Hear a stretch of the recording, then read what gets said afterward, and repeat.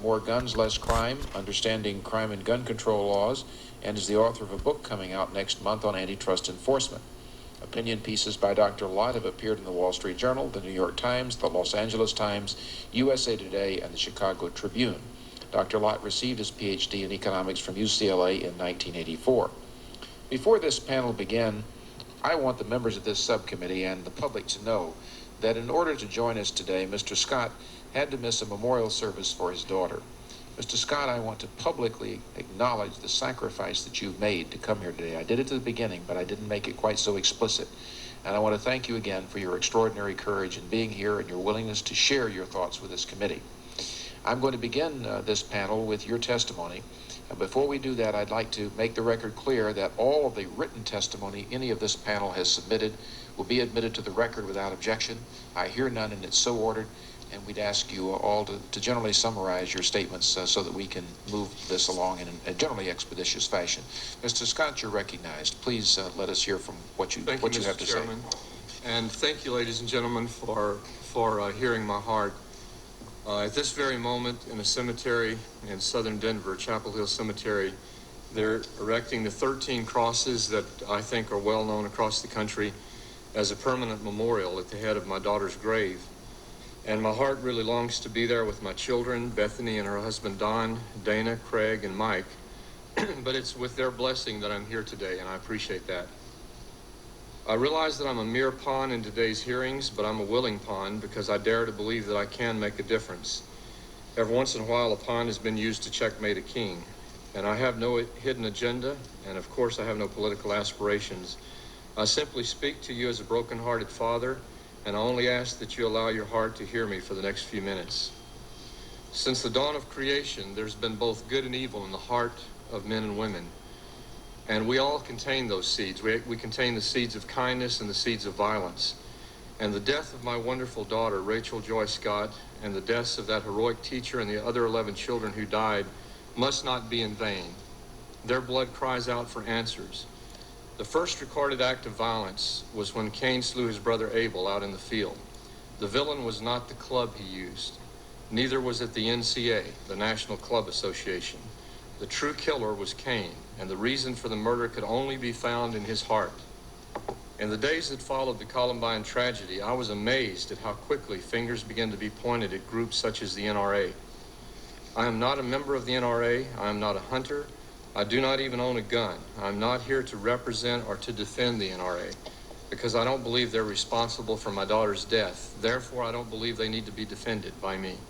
If I believed they had anything to do with Rachel's murder, I would be their strongest opponent. I am here today to declare that Columbine was not just a tragedy. It was a spiritual event that should be forcing us to look at where the real blame lies. Much of that blame lies here in this room. Much of that blame lies behind the pointing fingers of the accusers themselves. I wrote a poem just 4 nights ago that expressed my feelings best, and it was written before I knew that I would be speaking here today, and I'd like to read that. Your laws ignore our deepest needs. Your words are empty air. You've stripped away our heritage. You've outlawed simple prayer. Now gunshots fill our classrooms, and precious children die. You seek for answers everywhere and ask the question, why? You regulate restrictive laws through legislative creed, and yet you fail to understand that God is what we need. Men and women are 3-part beings. We have a body, and we have a soul, and we have a spirit. And I believe we fail to recognize that third element that really does need to be recognized by the legislative bodies of this country that's been ignored for so long. Spiritual influences were present within our educational systems for most of our nation's history.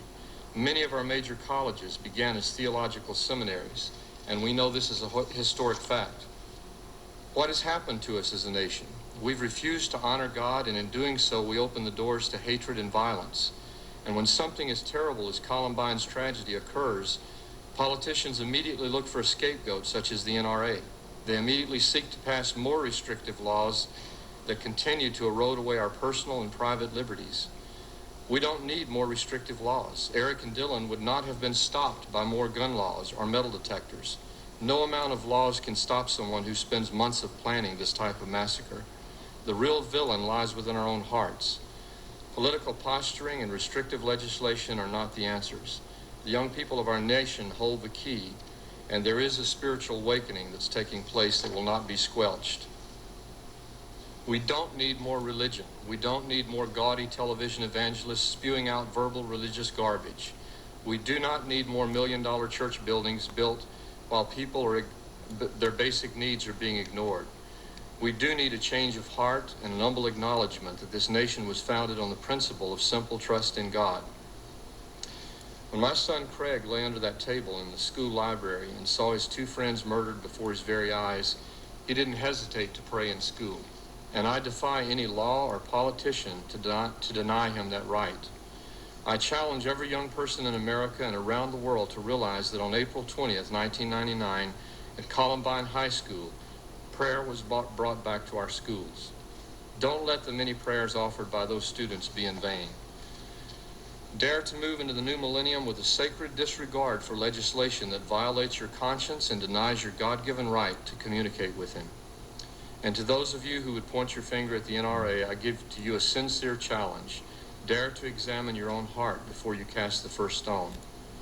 My daughter's death will not be in vain. The young people of this country will not allow that to happen. And remember that even a pawn in a master's hand can accomplish much. Thank you very much. Thank you, Mr. Scott, for that poignant and very critical statement. Thank you for coming all the way you did to do that. Judge Grossman, you're recognized. Thank you, Mr. Chairman, Mr. Scott. Could you move the microphone up to you, one of them, and turn it on? Thank you very much, Judge. Thank you.